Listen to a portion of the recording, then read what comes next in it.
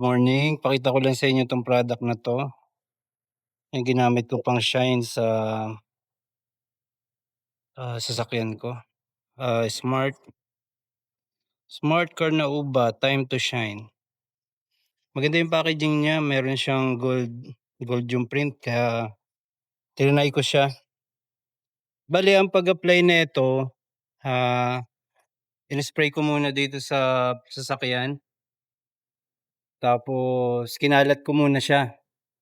Matipid lang din siya, eh, konting spray, tapos gamit ka ng basahan na pangkalat nung wax, yan. 'Pag kumalat na siya mag-aano siya parang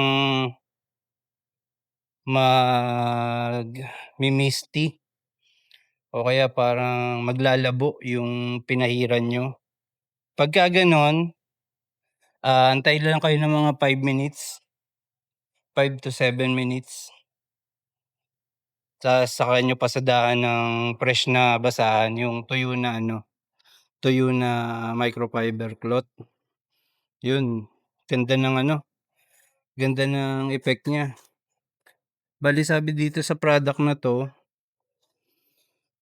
long lasting yung shine niya, tapos ayun dahil makintab yung sasakyan, maganda yung appearance, ta's merong protective barrier tsaka,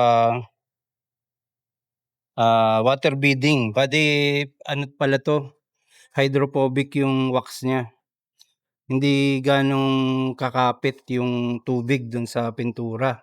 Kapagka kung sakaling maabutan kayo sa daanan, maulanan,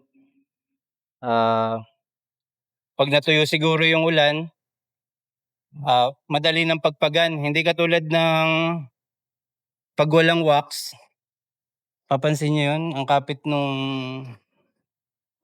nung dumi sa pintura. Kaya try niyo na 'tong product na 'to.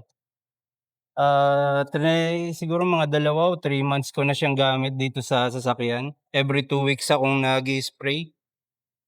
Masabi ko okey na okey naman. Madali i-maintain kapagka na-sprayan ng Carnauba wax. Tsaka ang ganda ng packaging nung ang ganda ng packaging nung product. Proven effective ko na siya. Thanks.